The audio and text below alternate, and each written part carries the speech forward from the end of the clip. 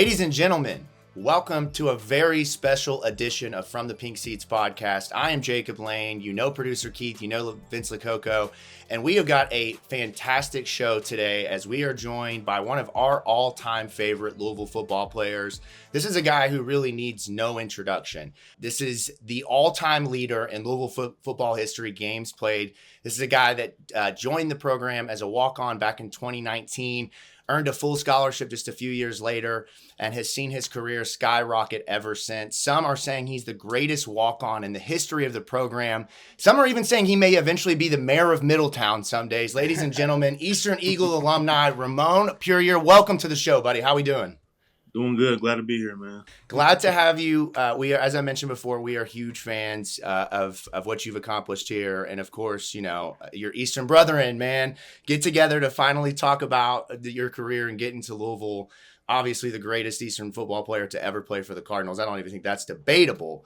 But before we get in, man. Ramon, he could not wait to, he was texting about that line for probably a week. So just know was loaded and he could not wait to get it out.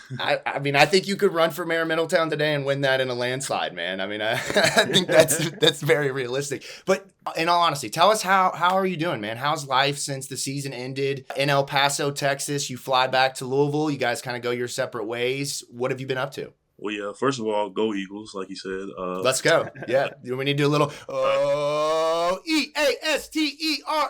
EASTERN, Eastern. All right, there we go. I won't do it again for the rest of the pod, I promise. But yeah, I've been good, man. Just been training, trying to get right for Pro Day. About 3.5 weeks away, so just been getting right, trying to get everything, work on my techniques when it comes to my times and all that. Just been locked in, putting in work. That's really it. Yeah, doing those touchdown recovery drills, I'm sure, trying to make sure the scoop and score, really mastering that so you can go and obviously dominate that. How's the 40 looking? That's the real question. How's the 40? I'm definitely working on it. It's a lot better than when I started day one. So still have some time to get better, but looking pretty good.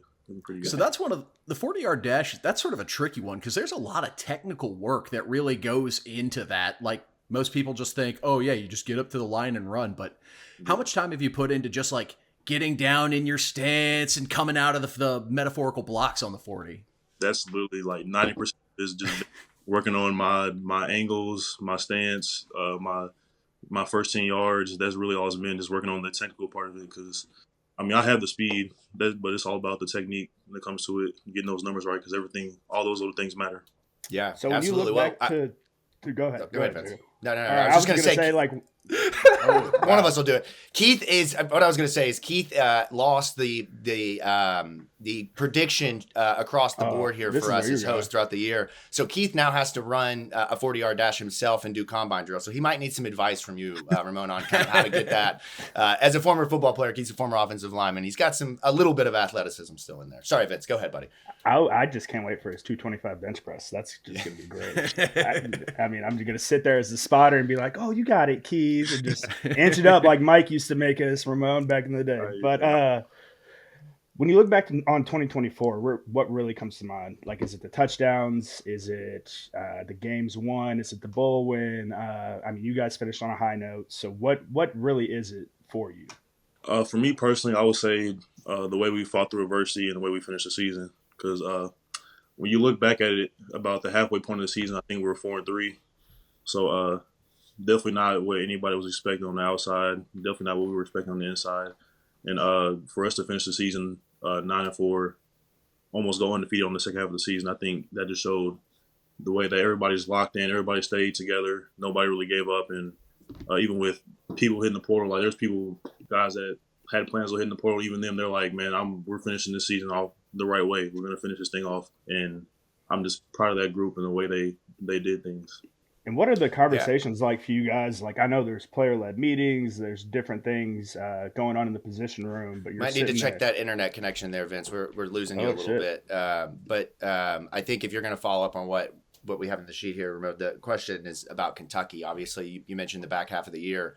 You guys really finishing strong. You get the win against Clemson. But I think one of the defining moments for me of this season will be a picture that our photographer has of you walking off the field holding that trophy and the symbolism of you being a Louisville guy who's watched what's happened over the last 6-7 years, carrying that off. How was that moment for you as a Louisville guy, and then ultimately as the team, really kind of getting that back in the right place with the rivalry? Oh yeah, for me, that might have been one of the most satisfying things I felt in college.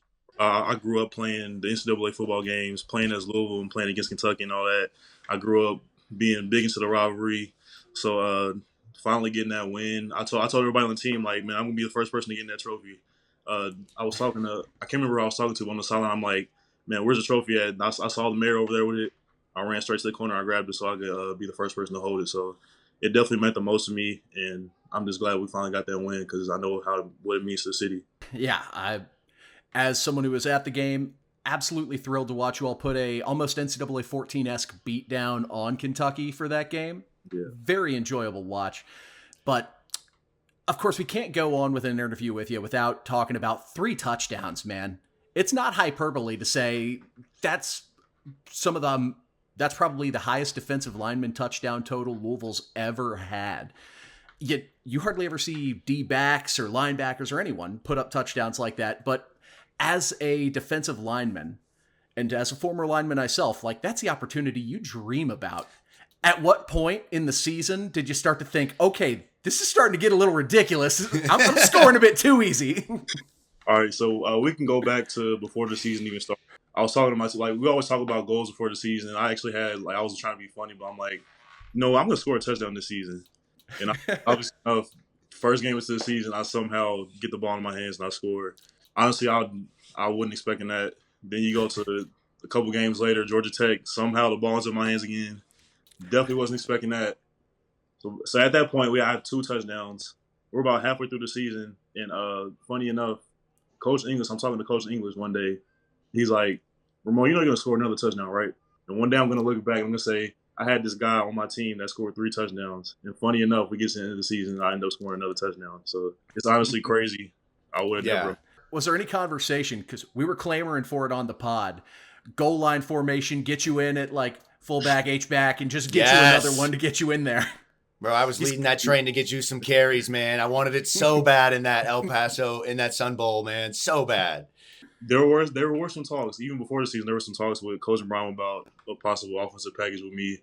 But obviously we never got to that. And then we had people like Ashton didn't play in a bowl game, so I guess they didn't want to put too much on me going into that bowl game because I know I was going to have to play the entire game. So didn't end up happening, but I really wish that would have happened, honestly. Yeah, it would have been fantastic to see you get that offensive touchdown. Going back to the first one of my favorite moments of the season that wasn't caught in the initial watch of the game, but I saw after the game, was this moment of Ben Perry sneaking the touchdown ball under his jersey with the referee coming up and trying to get it from him, carrying it to the sideline. So I have to ask, do you still have that football that Ben so graciously stole from the ACC to give to you? I do have the ball. I do have it. Shout out to Ben. It was crazy because I didn't even know he had it until we got to the sideline, and I'm just looking at him. He's like, Ramon, I have the ball for you. I'm like, you took the ball. But yeah, shout out to him. I still have the ball, and I really appreciate him for doing that. Yeah, man. One of the funnier moments of the year, again, one of the things you didn't catch live, but when you see him kind of stick it up under there, it's like us being kids trying to walk out with a football or, from whatever the case. It's not shoplifting. I almost went there, but you know what I mean? You know what I mean? Helping our friends out with some of those big moments. It was fun to watch. So transitioning a little bit more to just kind of higher level on your story in particular, obviously, when Scott Satterfield came in, the class and the group of guys that came up as walk-ons really got an opportunity that many classes hadn't had before, right? Yourself, guys like Marshawn Ford, local guys that the coaches gave the opportunity to come in and compete from day one and be treated just as if they were, a 4 or 5 star recruit. When you look back on your career and where you were as a walk-on freshman, sophomore, to where you ended up being the all-time leader in games played and really being an impactful defensive lineman in a group of, really, really star-studded, front four over the course of your career, what was it for you that allowed you to excel and kind of find your rhythm and strength in this program? For me, I feel like I really had no pressure. Like, me being a walk-on. When you're a 5-star or 4-star recruit guy, you're coming in, you have all these expectations. You have no choice but to succeed, or it's just like, oh, this guy's a bust. This guy is no good. But for me, I didn't really have any pressure. I could come in every day, even if I had a bad practice. Like, okay, this guy's a walk-on. Like, nobody's expecting anything out of him. So I really just always played free. I always had the same mentality: just come in, work, do the best I can, and that's really the mentality that led me to where I am now. Was playing for Louisville always the goal? Like, obviously being from the city, coming up, going through your youth football journey. I assume you started in youth football. You might have just been a guy who started in high school as a prodigy. Who knows? But was playing for the Cards always the end goal? Definitely. It's been a dream since I was a kid. So that was definitely the goal. I didn't have any offers really coming out of high school, so really didn't have much of a choice when it came to that. But that was definitely a dream of mine, and I'm glad I was able to accomplish that. It's time to ask the Eastern question. Vince, you want to jump in here with one, or you want me to go ahead? No, go ahead. I mean, Okay, I don't even know what we're talking about at this point because my Wi-Fi is acting so crazy right now. So. You know, technology is never our friend, especially when we have guests join the pod. But you know, I love that you're fighting through it and giving it your all for the bill. Just typical walk-on stuff over here, Ramon. I'm fighting through adversity. I mean, just normal deal. Nothing new over here. Oh, man. Well, Ramon, I graduated from Eastern in the class of 2011. And if you know anything about that group, that was a period where Eastern basketball really was put on the map. We had 13 or 14 guys that went to play Division I basketball over the course of several years. We had some football players that played D1. But as you probably know, coming to Eastern, that's really historically been a basketball school. When did you know that you were going to be able to have a lot of success there? Was it, you know, in middle school when you were preparing to go to play for Eastern? Or really was it once you got in there and, you know, went through the freshman program, JV, and kind of followed the traditional path that most of the kids at Eastern kind of do? You know what? I wouldn't say till probably about the end of my junior year is when I realized, all right, I might be able to do something with football. I didn't have a lot of confidence when it came to that. I would always hear people say, you know, you have the size, like you're going to be D1 one day, you're going to go to the NFL one day, but I never really believed it. I would say the last game of the season, my junior year, we played Manual. I had like 20 tackles, and that was the game I was like, I might be able to do something with this. Yeah, I grew up as a young kid watching Myron Pryor, who went on to play at UK and ultimately won a Super Bowl with the Patriots. I remember going to Eastern's football camp every year, being in the locker room with these guys. And then I went to school with John Davis, who at the time was looked at as maybe the football player with the highest ceiling and potential to play in the NFL since Myron, and had offers from Louisville and Kentucky and Oregon and Notre Dame, and really kind of went on and had a good career at Illinois, but really a lot of issues within that program prevented him from being able to step into that. But when it comes to you, a walk-on who goes to become one of the greatest glue guys, in my opinion, in Louisville football history, when you look back on it, how do you see yourself in terms of the greats of Eastern High School from a football perspective? Are those names that folks kind of threw at you during your career as guys that you were kind of on the same playing field with? Yeah, I definitely heard the name John Davis a million times while I was at Eastern. But I don't know too much about people before me, but hopefully one day I'll be considered one of the guys that's one of the greats to walk through Eastern. So I don't want to compare myself to anything like that. I think we're already there with that, Jacob. I think so too. Man. Absolutely. We actually played for the same guy, and Jimmy Franconia back in the day. He was one of your linebacker coaches. Yeah. Back at Eastern. I can imagine he helped with confidence a little bit playing for him. It's kind of hard not to be confident whenever you play for a crazy guy like that. So Jacob, like, just for reference, this is like one of the dudes that instills like just balls to wall football in basically every single one of his guys. So I mean, it's pretty easy to see where some of that comes from, and definitely the confidence. What was that transition like for you though, from Sat to Brom? I'm sure it was a different one, a big one. I mean, I'm sure the opportunity to hop in the portal was there for you. It was for everybody else. You stuck around. So what was that like for you? Well, obviously schematically it was a lot different, but that's always going to be a part of coaching changes, just learning a new defense. But they also accommodated to us. They took a lot of things from that we had successful from the years prior, kind of added that to the playbook. So really it was just being with the teammates I had prior to that, staying and locked in with them and just grinding every day. That was really what held us down through the coaching change. It didn't really.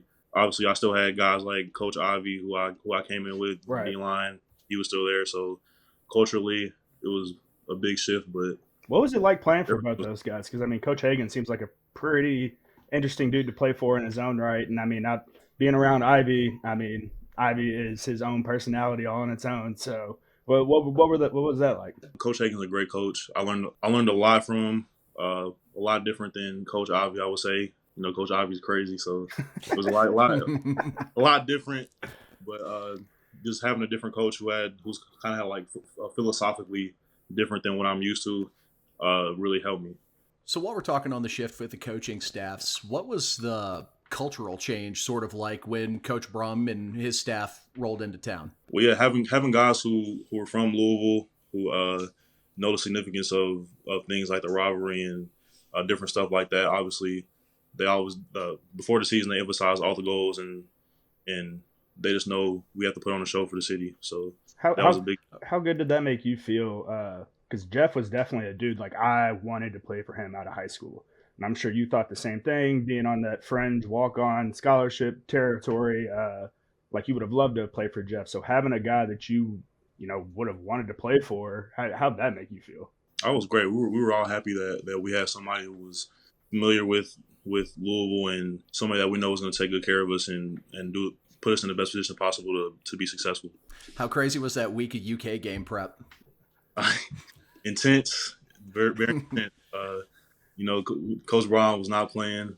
You know the importance that this is a must-win game, especially after 2023. We kind of gave that game away, so we know how important that was. Well, I mean, you played alongside some huge names. I mean, Yasir, Yaya, Ashton, Mason in his time while he was on the field was awesome for us. Dez, Jared, Thor. What was it like to have, some great companions the entire time that you were here that complemented your game so well? Oh yeah, first of all, they're all great guys.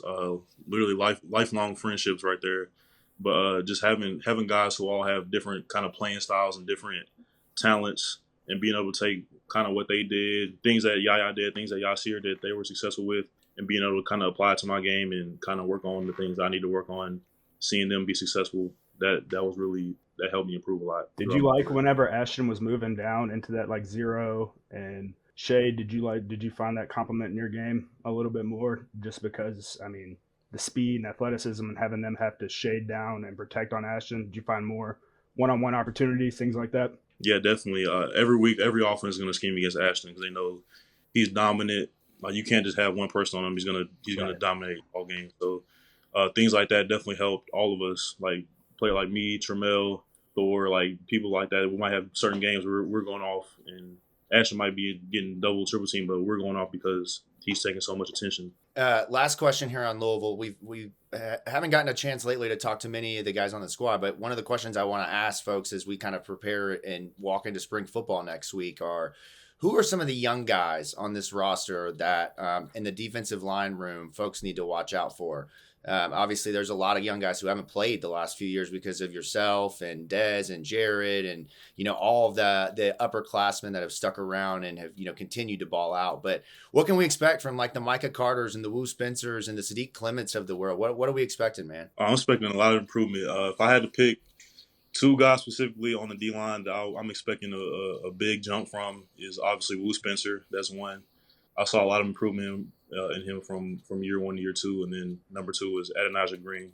So I'm hoping to see a big jump from those two guys. I told them, man, this is your year. Y'all really got to lock in, take this offseason serious, and get better because a lot of guys on the D-line left, so y'all are the ones that need to step up. So God, Adonijah just looks like if you add 20 more pounds onto him, he's just going to be a freak of nature on the defensive definitely line. Taking the next step, going to the next level, Ramon, getting ready for draft prep and things like that. Have you been able to have conversations with scouts, representation, things like that? What is that looking like for you? Do they have any roles laid out that they want you to fill, or just a variety of information coming from all sorts of different areas? Yeah, I've had a couple of conversations, but just be in the best shape possible, put up good numbers so I can give myself an opportunity.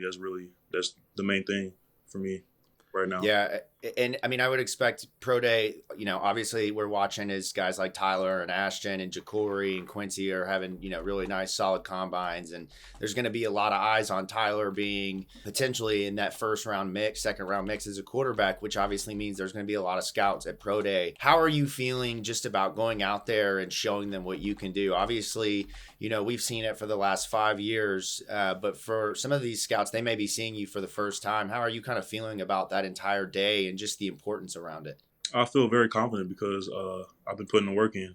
These are really the same. It's all the same stuff. It's football. Football is football. It's all the same stuff we've been doing our entire life. So there's no reason to second guess yourself or not have confidence. So I'm excited about the opportunity. I can't wait to put on a show. Is it NFL bust for you, or are you looking at possibly CFL, UFL, like we've seen with Eric Miller, Momo Snogo, Tyon Evans, guys just recently to come up with? Yeah, as of right now, I'm just focused on the NFL, but you never know what may happen in the future. So right now, I'm just focused on the NFL, but whatever happens, happens. I got to ask, What is your dream technique? Like, you played all over the D-line. Literally. Like, where if you could pick, all right, I'm 100% going to get a sack right here. What is your dream, 0, 3, out on a 9? I mean, where would you love to be placed? Honestly, I like being the versatile guy. I like being the unicorn. So I really can't pick one if I was to be honest. Honestly. Yeah, stand-up edge linebacker is what I'm thinking. I was going to say, you've got that answer polished for GMs pretty good already. Come on, we're going to hold your feet to the fire. You got to pick one. Wherever you need me, coach, that's where I'll play. Yep. Yeah. Well, exactly. Like I said, I mean, I've said this, and I don't mean this like we said earlier, not hyperbolic at all or tongue in cheek, but I think that, getting back to your Louisville career, there's a special place in the allure of Louisville athletes where you belong. Obviously, the story in of itself is one that's fantastic, working from walk-on to scholarship, right? We see so many guys that don't make that jump or don't do that. But for you to play in what was the final number? 71 games? 70 games? Something around there. I'm not sure. Oh, right. He doesn't even get out of here. You know that number. Guy. You know that guy, number. But to play in that many games, to have the career that you did, where you're not just getting on the field, but you're making plays, you're having career highs in statistics, honorable mention in the ACC. There's a special place for you in the allure of Louisville football, man. You are an all-time glue guy, an absolute example of what the city represents and what this program represents. So hats off to you. I'm not just saying that because you're an Eastern Eagle. I may be, pouring it on a little bit because you're an Eastern Eagle, but I truly, these guys, any of the Trinity guys. Yeah, no, these guys can attest the way we've, spoken about you throughout your career on the show. There's nothing but positive things to say. So thank you for your time and giving everything you did to Louisville, man. And we are so stoked as a show and a community to follow your career and where you end up next. So salute to you, brother. It's been awesome. Sir, I appreciate you all for having me on, man. Yeah, of course. Say that again. Sorry, I didn't mean to cut you off. So it's definitely long overdue. Definitely. That's right. Yes. Long overdue. No. Eventually, we're going to get that jersey in the studio. We got to hang that up there with the Vince Lococo jersey and the Mason Reiger jersey and the wall of walk-ons. But any closing thoughts, fellas, before we get out of here? Yes, I thought it was BS that he didn't get nominated for the Burlsworth Trophy. Is that how you pronounce it? I'm not really sure the full. I'm sure you know what it is, Ramon. That trophy for the walk-on, the guy that started out as a walk-on ended up as a scholarship player. The fact that you weren't even mentioned in that, like legitimately, like grinded my gears, burned me bad. Yeah. So I had to get that off my chest. So coming from a walk-on to becoming a scholarship player to scoring touchdowns in Division I games and key moments, your life's almost like a movie. So if it were to be a film, let's just say your career gets made into a film. Who do you want playing you, and who do you want playing Coach Braum? Oh, man. I said we wouldn't throw anything out of left field, but we certainly did there at the end, man. This question definitely wasn't prepped 5 minutes before the show. With a lot of actors, I'm not sure. Okay, so not a big film buff. I'm thinking, what are you guys thinking? Don't say Tom. You guys have anything? Don't say Tom Cruise as Coach Braun, because Jeff Braun. as a Trinity guy, he would get offended by that. Yeah, Matthew McConaughey with a bald head playing Jeff, or I was thinking like Woody Harrelson or something. Oh, that'd be a good one. Woody Harrelson would be a great Jeff Braun. But there is no Ramon would play himself. There is no other Ramon Puryear out there. So, Ramon, thank you so much for joining us. It's been a great episode from the Pink Seats podcast. Make sure you subscribe anywhere you get your shows. Thank you for watching along on YouTube. Subscribe to the YouTube channel, and we will be back hopefully in the next couple of days with another player interview. So stay locked in here on From the Pink Seats podcast, and we'll catch you next time. Go Cards.